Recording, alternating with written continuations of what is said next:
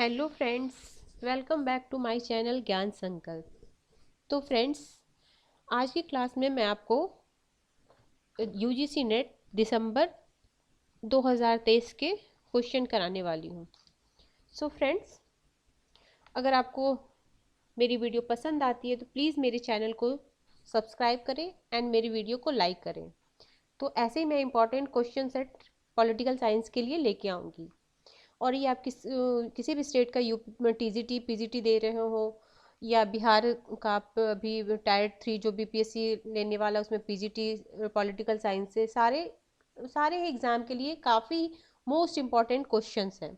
तो फ्रेंड्स, आज हम स्टार्ट करते हैं। क्वेश्चन फर्स्ट है, मतलब 51 क्वेश्चन के 50 क्वेश्चन तो जनरल पेपर का होता है, पेपर 1 का 51 से पॉलिटिकल साइंस का होता है। तो पहला क्वेश्चन है कि वह सिद्धांत जो यह तर्क प्रस्तुत करता है कि देशों का जैसे जैसे आर्थिक विकास होता है वैसे वैसे ही उनके लोकतांत्रिक बनने एवं लोकतांत्रिक बने रहने दोनों की संभावनाएं अधिक होती जाती है या जाना जाता है, तो ये किस विचारधारा के अनुसार होता है? ये आधुनिक उत्कृष्ट सिद्धांत के अनुसार। तो प्लीज फ्रेंड्स, आप इसे नोट डाउन कर लीजिए। नेक्स्ट क्वेश्चन में है, आपके 4 कथन दिए गए हैं, इसमें से कौन सा कथन सही है? तो इस तरह के क्वेश्चन को मैं सिर्फ क्वेश्चन ही नहीं बताऊंगी, क्वेश्चन को हम किस तरह से सॉल्व करेंगे, नहीं आते हुए भी क्वेश्चन वो कैसे हमारा सही होगा ये मैं आपको बताती हूँ। देखिए, अगर मान लीजिए आपको ये पता नहीं है कि भारत भारत उन पहले देशों में से है जिसने ईईसी के साथ कूटनीतिक संबंध स्थापित किया। अब सबसे पहले तो आप ईईसी का आपको पता है फुल फॉर्म, अगर नहीं पता है तो मैं आपको इसका फुल फॉर्म बताती हूँ। ईईसी ईईसी होता है European community, European economic community, EEC European economic community. ठीक, चलो आपको नहीं पता, ये समझिए।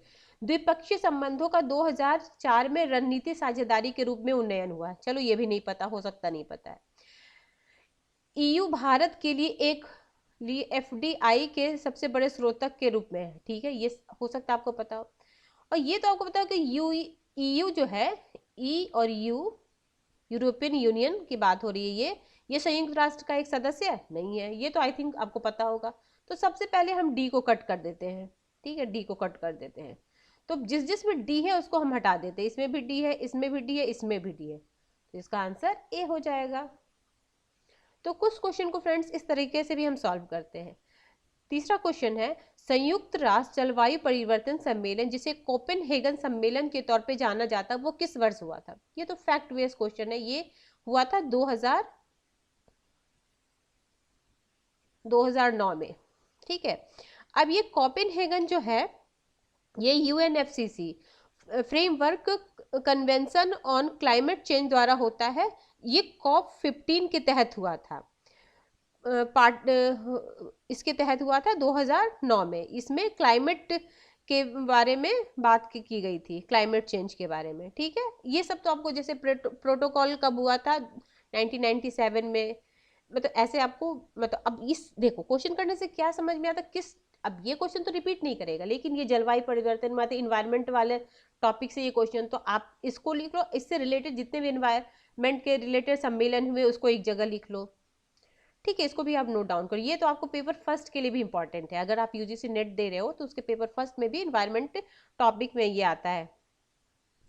फिर अगला क्वेश्चन है, यूके में किसी राष्ट्रीय कार्यक्रम में सिटीजन चार्टर किस वर्ष शामिल किया गया? तो 1991 में, ठीक है। अब इसको नोट डाउन कर लो, यही सेम क्वेश्चन हो सकता है पीजीटी में उठा के दे दे, ठीक। अगला क्वेश्चन 4 मिलाने वाला, ये इस टाइप के क्वेश्चन ना मुझे तो आसान लगते हैं। क्यों लगते हैं? इसमें से अगर 1 से 2 भी अगर आपका आएगा तो आपका सही हो जाएगा। तो देखो, मैं सबसे पहले जब इस तरह के क्वेश्चन सॉल्व करती हूँ तो सबसे पहले देखती हूँ कौन मुझे आ रहा है, तो मुझे ये वाला आ रहा है, शायद आप लोग को भी आ रहा है, the Indian war of independence of 1857 V D Savarkar. तो सबसे पहले सी में मैं फर्स्ट लगाऊंगी। सी में फर्स्ट किस में है? एक से ही पता चल गया, चलो फिर मैं और लगाती हूँ आपको। तो सी में तो फर्स्ट हो गया ये, और डी का होता है ये, मार्क्स गांधी एंड सोशलिज्म किसकी है? राम मनोहर लोहिया। फिर एम के गांधी की जयप्रकाश, ये ये हो गया, सेकंड हो गया था हमारे दूसरे, फिर ए का क्या हो जाएगा, fifth, a plea for the reconstructions of Indian polity, fourth, और फिर हो गया आपका बी में तीसरा, बी का तीसरा गांधी जी का क्या हो गया, इंडिया ऑफ माई ड्रीम। ठीक है, अगर ये इसमें से जो बुक आपको पता है उसको नोट डाउन मत कीजिए अपने नोट में, अगर जो नहीं पता है उसको आप नोट डाउन कीजिए। ठीक है, ये तो बहुत ही शायद आपको दिखाई भी ना दे रहा होगा, इसको मैं स्किप करती हूँ।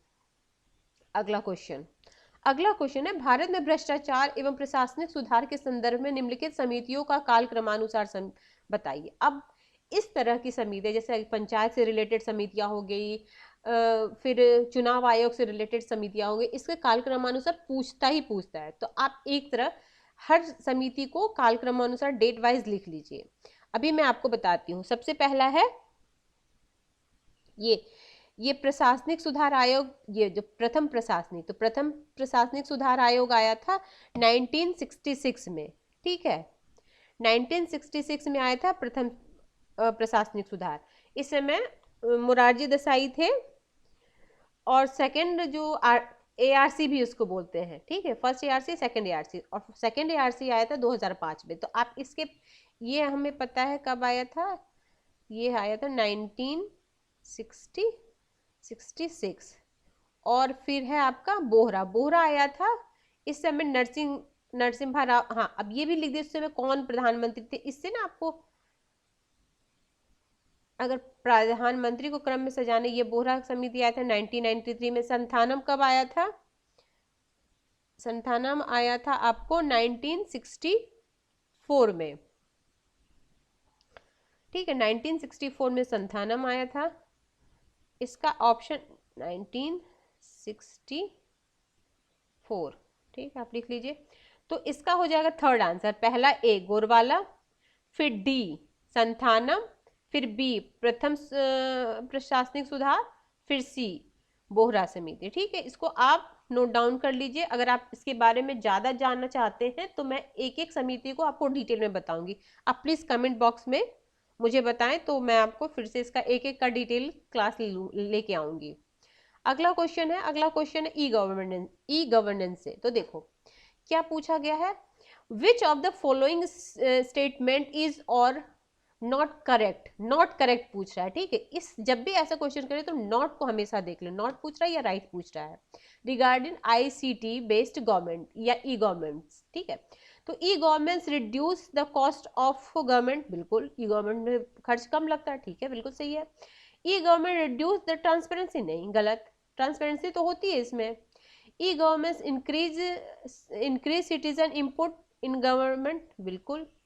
ई गवर्नमेंट इंक्रीज ब्यूरोक्रेट्स रेट, नहीं, तो डी तो नहीं होगा। इसका सेकंड आंसर हो जाएगा आपका, नहीं पूछ रहा ना, तो हाँ ये और ये नहीं होगा, क्योंकि ये रिड्यूस थोड़ी करता है, ये ट्रांसपेरेंसी को बढ़ाता है। तो बी और डी नहीं होगा, मतलब नहीं पूछ रहा है ना, ये दोनों होगा, मतलब अगर ई गवर्नमेंट में। ठीक है, अगला क्वेश्चन है, तो इसका आंसर हो जाएगा आपका ये बी और डी। ठीक, अगला क्वेश्चन है, निम्नलिखित में सही कथन चुनिए। अब इसमें से कथन आप पढ़िए फिर चुनिए। तो इसका ऑप्शन ये हो जाएगा, अब पढ़ती हूँ मैं कथन। समाज और राजनीति में संघर्ष अपरिहार्य। संघर्ष में हिंसा के प्रयोग को, ऐसी हिंसा के विरुद्ध प्रदर्शन को समाप्त नहीं किया जा सकता। अहिंसा कार्रवाई को 3 पद्धतियों में वर्गीकृत किया जा सकता: प्रदर्शन, आग्रहण, असहयोग, अहिंसा हस्तक्षेप। अहिंसक पद्धति का प्रयोग सफलता की गारंटी है, ये थोड़ी है, ये डी हटा दो, डी नहीं होगा। ठीक है, बाकी आप देख लो, डी नहीं होगा। तो इसका आंसर आपका ABC हो जाएगा। इस तरह के क्वेश्चन आपके अंडरस्टैंडिंग से बनते हैं, ये थोड़ी होगा। अहिंसक पद्धति का प्रयोग थोड़ी गारंटी सफलता है, ऐसे तो है नहीं। इसको आप नोट डाउन करो। कबीर को किसने मुक्तिदाता कहा, ये बोले हैं रविन्द्रनाथ टैगोर। कबीर को किसने मुक्तिदाता कहा, रविन्द्रनाथ टैगोर। नेक्स्ट क्वेश्चन, यह किसने कहा कि धर्म मनु की राज व्यवस्था का वास्तविक मानदंड है, ये बोलते सत्यमित्र दुबे। ये सब तो फैक्ट क्वेश्चन है, इसको तो आपको याद ही करना पड़ेगा। अगला क्वेश्चन है, निम्नलिखित में से कौन से कथन भीखू पारे की मानव प्रकृति की अवधारणा को स्पष्ट करता है? देखो, भीखू पारे की मानव प्रकृति की अवधारणा, अब आपको भीखू पारे का अगर पढ़े रहोगे तभी उनको समझ पाओगे, लेकिन अगर हम नहीं भी पढ़े तो हम कैसे इस क्वेश्चन को सॉल्व करेंगे? तो देखो, मानव प्रकृति के सभी संदर्भ की जांच की जानी चाहिए और उसे पर्याप्त संदेश के साथ देखा जाना चाहिए। ठीक है, मानव जाति सांस्कृतिक रूप में इस समय सहिष्णुता की वे अपनी संस्कृति समुदाय में पैदा हुए, पले बढ़े और उसके द्वारा गहनता से आकार दिए। ठीक है, अपने अलग अलग सांस्कृतिक संदर्भ का विचार नहीं करते हुए मानव जाति जब महत्वपूर्ण मामले की बात आती है तब कमोवेश एक समान रूप से व्यवहार करता है। तो इसका, और ये डी, तो इसका आंसर आपका हो जाएगा ए बी डी। ठीक है, सी नहीं होगा। ठीक, अगला क्वेश्चन हम चलते हैं। अगला क्वेश्चन, राम मनोहर लोहिया के संबंध में निम्नलिखित कथन। अब देखो, हम लोहिया को अगर आप लोग जानते हैं तो उन्होंने दल विहीन लोकतंत्र की बात कौन करता है? जयप्रकाश नारायण। तो इसमें बी नहीं होगा। तो सबसे पहले तो बी इसमें भी है, इसमें भी है, इसमें भी है, तो ऑब्वियसली ऑप्शन सी हो जाएगा, मतलब बी हो जाएगा ऑप्शन। अगला क्वेश्चन, ये भी बहुत आसान क्वेश्चन, बस आप वैज्ञानिक प्रबंध, नवलोक प्रबंध, मानव संबंध पद्धति, तार्किक निर्णय। देखो, अब सबसे पहले तुम्हें मानव संबंध पता है, तो मानव संबंध में क्या है? पहले मैं सी में लगाऊंगी। देखो, संगठन में सामाजिक प्रणाली के रूप में संगठन, उत्पादन और, देखो संगठन के तो मैं लगा दूंगी सी में फोर्थ। ठीक है, सी में फोर्थ 2 है, तो चलो ये दोनों तो कट गया। ठीक, अगला देखो, अब मैं लगाऊंगी वैज्ञानिक पद्धति का क्या होगा? ए में हो जाएगा हमारा, ये तो 4 हो गया 80 में, और ए वैज्ञानिक पद्धति में हमारा हो जाएगा सेकंड। वास्तविक कार्य विज्ञान एवं विकास में श्रमिक के प्रबंध दोनों के लिए समान रूप से लाभकारी। तो इसका हो जाएगा आपका ए का दूसरा, बी का तीसरा, सी का चौथा, डी का पहला। डी का ही तो निर्णय प्रक्रिया, ये इसका लग जाएगा ये। ठीक है, तो इसका ऑप्शन हो जाएगा। ये सब भी ना आप पढ़ के ना आराम से कर सकते हो, ये सब क्वेश्चन बहुत, हाँ अब ये तो फैक्ट, मतलब अगर ये आप जानोगे तभी कर पाओगे। तो इसका आंसर हो जाएगा ए बी डी। क्या है? निम्नलिखित कथन में कौन सही चुनना है? ठीक है, यूएन चार्टर के अध्याय 7 के अंतर्गत सुरक्षा परिषद अंतरराष्ट्रीय शांति और सुरक्षा को बनाए रखने और बहाल करने के लिए कार्रवाई कर सकता है। ठीक है, अनुच्छेद 51 के अंतर्गत प्रतिबंध के उपायों। ठीक है, फिर प्रतिबंध को संयुक्त राष्ट्र, नहीं ये वाला देखो, प्रतिबंधों को ना सुरक्षा परिषद के द्वारा हटाया जा सकता है, ये महासभा द्वारा नहीं। सुरक्षा परिषद का जो 5 है ना, जिसको वीटो पावर है, वही कर सकता है। तो सी को हटा दो। अगर आप सी हटा दोगे तो ऑब्वियसली 3 ऑप्शन कम हो जाएंगे, कट जाएंगे, तो ऑप्शन फर्स्ट हो जाएगा। फिर नेक्स्ट क्वेश्चन हमारा, नेक्स्ट क्वेश्चन है, अब ये बुक्स का नाम है और इसके थिंकर हैं। ठीक है, अब इसमें से एडमिनिस्ट्रेटिव बिहेवियर आई थिंक पता होगा, हर्बर्ट साइमन। तो सबसे पहले मैं बी का फर्स्ट लगा दूंगी। बी का फर्स्ट किस में? एक में ही है, तो चलो मेरा एक से ही आंसर आ गया। चलो आप लोग मिला लो फिर। देखो, administrative in developing countries the theory of prismatic, तो ये रिक्स बोलते हैं। ए का तीसरा, वेरी गुड। बी का हो गया फर्स्ट, बी का फर्स्ट हो गया। सी का सेकंड हो जाएगा, फिर डी का हो जाएगा आपका फोर्थ। ठीक है, ओके। नेक्स्ट क्वेश्चन है हमारा, निम्नलिखित में से इतिहास की मार्क्सवादी अवधारणा या भौतिकवादी अवधारणा के अनुसार उनके सैद्धांतिक क्रम में लगाई। अब जो मार्क्सवादी विचारधारा का सैद्धांतिक क्रम है उनको लगाना है, तो इसका आंसर हो जाएगा सेकंड। अब आप इसको एक एक करके पढ़िए। क्या है? सबसे पहले ई है, भास मशीन और मशीनरी और मशीनों के निर्माण सामंत के अधीन पुराने विनिर्माण को आधुनिक उद्योग में परिवर्तित कर दिया। फिर आएगा आपका डी में हो जाएगा समाज में परिवर्तन, संरचना वर्तमान शासन वर्ग बुजुर्ग द्वारा सृजित। फिर होगा सी हो जाएगा, फिर हो जाएगा ए, फिर हो जाएगा बी। ठीक है, अब ये भी फैक्ट बेस्ड क्वेश्चन है।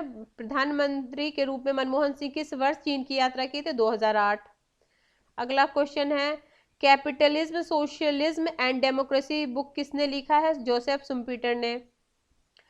अब ये कथन कारण वाला क्वेश्चन है। देखो, अहिंसा गांधी के द्वंद्व समाधान मॉडल की अनुपूरक थी, जो सामाजिक परिवर्तन और राजनीतिक कार्रवाई का निश्चित रूप से सबसे मूल और रचनात्मक मॉडल है। कारण, यह राजनीतिक सिद्धांत धीरे धीरे राष्ट्रीय राजनीतिक आंदोलन की एक प्रमुख विचारधारा बन गई है। तो ये दोनों सही और इसकी सही व्याख्या है। तो फ्रेंड्स, आज मैं 20 क्वेश्चन करती हूँ, नेक्स्ट वीडियो में मैं इसके आगे की पार्ट को करवाऊंगी। अगर मेरी वीडियो पसंद है तो प्लीज़ मेरे चैनल को सब्सक्राइब करें, मेरी वीडियो को लाइक करें और अपने फ्रेंड्स में शेयर करें। Thank you. Till then, bye bye.